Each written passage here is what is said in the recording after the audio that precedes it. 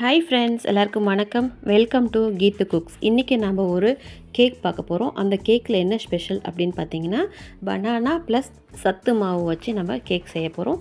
ரொம்ப சூப்பராக வந்திருக்கு. அருமையான டேஸ்ட்டு. எல்லாருமே சாப்பிடக்கூடிய ஒரு ஹெல்த்தியான ஒரு டிஷ்ஷுன்னு சொல்லலாம். பொதுவாக மைதா மாவு, கோதுமை மாவு அப்படின்னு சொல்லி செய்கிற கேக்கை விட இந்த மாதிரி சத்து மாவில் செய்கிற கேக் வந்து பார்த்திங்கன்னா எல்லாருமே சாப்பிடக்கூடிய அளவுக்கு ஊட்டச்சத்தோடு கிடைக்கக்கூடிய ஒரு டிஷ்ஷாக இருக்குங்க. என்னோடய வீடியோ நீங்கள் ஃபஸ்ட் டைம் பார்க்குறீங்க அப்படின்னா கண்டிப்பாக லைக் பண்ணிக்கோங்க. சேனலை சப்ஸ்கிரைப் பண்ணி வச்சுக்கோங்க. கூடவே இருக்க பெல் ஐக்கானில் ஆல் ஆப்ஷனை கிளிக் பண்ணி வச்சுக்கோங்க. என்னோடய வீடியோ உங்களுக்கு உடனுக்குடன் வந்து சேரும். அது மட்டும் இல்லாமல் டிஷ் பார்த்துட்டு ஃபுல் வீடியோ பார்த்துட்டு பிடிச்சிருந்தால் உங்கள் ஃப்ரெண்ட்ஸ் அண்ட் ரிலேட்டிவ்ஸ்க்கு ஷேர் பண்ணுங்கள். வாங்க இப்போ ரெசிபிக்குள்ளே போகலாம். எந்த வகையான வாழைப்பழம் எடுத்தாலும் ஓகே. நான் வந்து ஒரு 6 தேன் வாழை எடுத்திருந்தேன். அந்த வாழைப்பழத்தை நல்லா ஸ்மாஷ் பண்ணி எடுத்துக்கலாம். எந்த வாழைப்பழம் தான் அப்படின்னு சொல்லிட்டு கிடையாது, எல்லா வாழைப்பழத்துலேயும் செய்யலாம். எனக்கு வந்து இந்த வாழைப்பழம் மீந்து போய் வீட்டில் இருந்துச்சு. ஸோ ஓரளவுக்கு ரொம்பவும் பழுக்காமல் காயாகவும் இல்லாத அந்த பதத்தில் இருந்தால் நம்மளோட ரெசிபி ரொம்ப சூப்பராக வரும். ஒரு ஃபோர்க் ஸ்பூன் வச்சு நல்லா ஸ்மாஷ் பண்ணி எடுத்தாச்சு. இப்போது இதில் ஒவ்வொரு இன்க்ரீடியன்ட் நம்ம ஆட் பண்ணிக்கலாம். அடுத்ததாக 1 கப் அளவுக்கு, ஒரு 150 கிராம் அளவுக்கு சர்க்கரை பொடியாக செஞ்சு அதை நம்ம ஆட் பண்ணியிருக்கோம். வெண்ணெய் வந்து ஒரு 100 கிராம் அளவுக்கு எடுத்து நல்லா மெல்ட் பண்ணி அதை ஆட் பண்ணிக்கலாம்.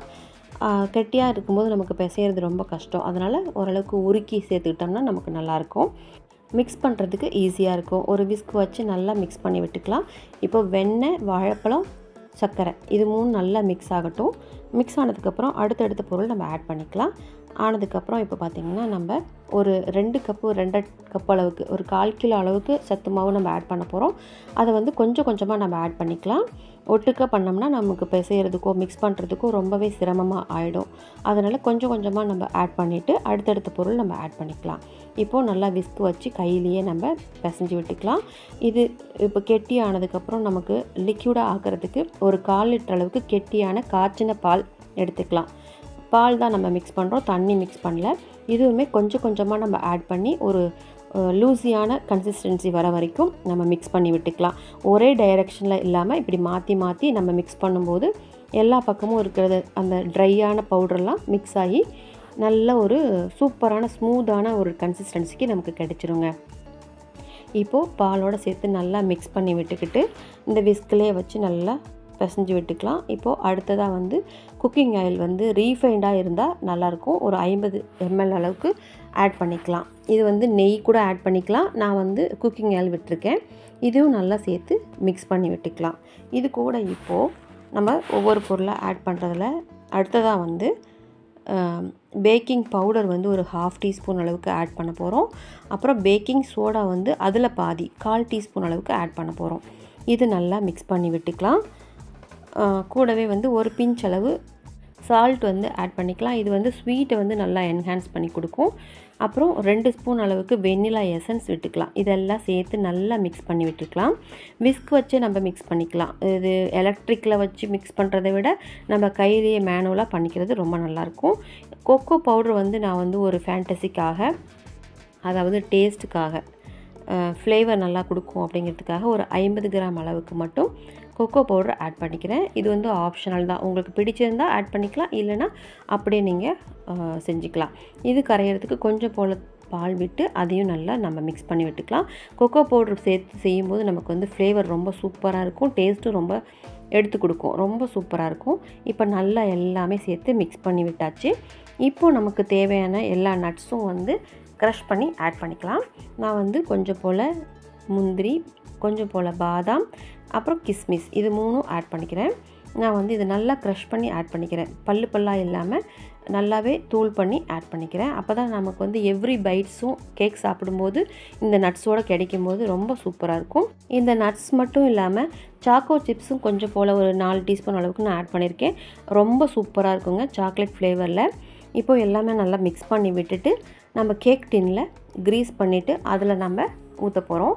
ரொம்ப சூப்பராக வருங்க. அருமையான டேஸ்ட்டில் சத்து மிகுந்த சத்து மாவு பனானா கேக்கு நமக்கு அல்டிமேட் டேஸ்ட்டில் நமக்கு கிடைக்க போகுது. இந்த கேக் வந்து பார்த்திங்கன்னா நம்ம பேன்லேயும் செஞ்சுக்கலாம், ஓவன்லேயும் செஞ்சுக்கலாம். 2லேயுமே வந்து அட்டகாசமான ரிசல்ட்டு தான் கிடைக்கும். நான் இன்றைக்கி வந்து ஓவனில் தான் வந்து ப்ரீஹீட் பண்ணிவிட்டு 180 டிகிரியில் கன்வெக்ஷன் மோடில் வந்து 10 மினிட்ஸ் ப்ரீ ஹீட் பண்ணிவிட்டு அதில் வந்து பேக் பண்ண போகிறோம். இப்போ நம்ம க்ரீஸ் தடவின அந்த ட்ரேயில் இந்த மாவு வந்து நம்ம சேர்த்துக்கலாம். சேர்த்துட்டு லெவல் பண்ணிவிட்டு டேப் பண்ணிவிட்டு நம்ம வைக்க போகிறோம், அவனில் வைக்க போகிறோம். இதுவே வந்து பேனில் செய்கிற மாதிரி இருந்ததுன்னா ஒரு பேன் வந்து இந்த பாத்திரத்துக்கு தகுந்த அளவுக்கு இருக்கிற மாதிரி பேனில் எம்டியாக இருக்க மாதிரி பேன் எடுத்துகிட்டு அடியில் ஒரு ஸ்டாண்ட் வச்சு இந்த மாதிரி இந்த டின் வச்சுட்டு நீங்கள் அப்படியே மேலே மூடி போட்டு ஆவியில் வேக வைக்கலாம். எம்டியாக இருக்கிற பேன் வந்து மேக்ஸிமம் எம்டியாக கொடுத்தோம்னா அடியில் அடி கனமாக இருக்கிற மாதிரி கொடுத்திங்கன்னா உங்களுக்கு வந்து அது தாங்கும். அப்படி இல்லாட்டி அது ஓட்டை போட்டுரும். அதில் வந்து இல்லாட்டி கல்லுப்பு வந்து கொஞ்சம் பரப்பிட்டு அந்த மாதிரி கெட்டியான பாத்திரம் எடுத்துக்கிட்டிங்கன்னா ரொம்ப யூஸ்ஃபுல்லாக இருக்கும். அது வந்து உங்களுக்கு பேனில் செய்கிறத ஒரு நாளைக்கு நான் காமிக்கிறேன், இல்லை குக்கரில் கூட நீங்கள் வைக்கலாம். நான் இவ்வளோ பெரிய பாத்திரம் அப்படிங்கிறதுனால நான் வந்து ஓவன்லேயே வச்சாச்சு. நம்மக்கிட்ட இருக்கிற பேனுக்கு தகுந்த மாதிரி இந்த பேக்கிங் ட்ரேவும் நம்ம செலக்ட் பண்ணிக்கலாம். இப்போ வந்து லெவல் பண்ணியாச்சு, நல்லா டேப் பண்ணியாச்சு. ஆல்ரெடி 10 மினிட்ஸ் ப்ரீ ஹீட் பண்ண ஓவன் ரெடியாக இருக்குது. இப்போ நம்ம உள்ளே வச்சிடலாம். வச்சுட்டு ஒரு 40 மினிட்ஸ் 35 to 40 மினிட்ஸ் வந்து நம்ம அதே 180 டிகிரியில் கன்வெக்ஷன் மோடில் டைம் கொடுத்து பேக் பண்ண போகிறோம். இப்போ இது வச்சாச்சு. வச்சுட்டு நம்ம ஒரு 40 மினிட்ஸ் வெயிட் பண்ணலாம். ரொம்ப சூப்பராக பேக் ஆகி வந்துருங்க.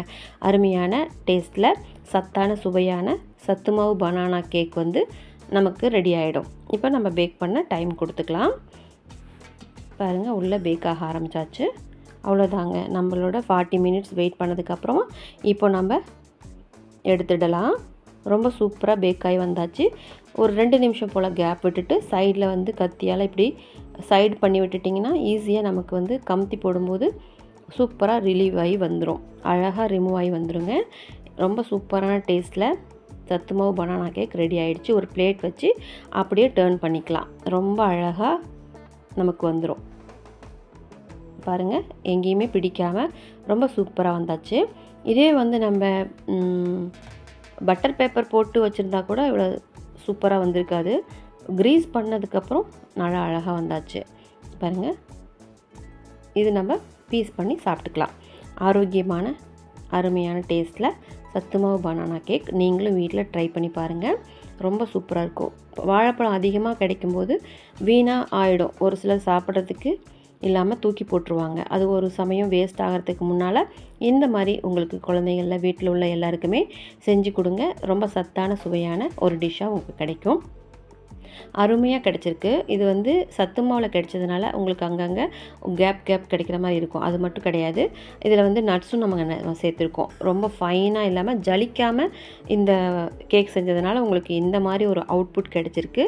ஆனால் சாப்பிட்றதுக்கு ரொம்ப சூப்பராக அல்டிமேட்டாக இருக்குது. டேஸ்ட்டு ரொம்ப பக்காவாக இருக்குது. நமக்கு சத்தும் கூட இந்த கேக்கில் கிடச்சிருக்கு. ஸோ இந்த வீடியோ உங்களுக்கு பிடிச்சிருக்குன்னு நான் நினைக்கிறேன். வீடியோ ஃபுல்லாக பார்த்த எல்லா ஃப்ரெண்ட்ஸ்க்கும் ரொம்ப தேங்க்ஸ்.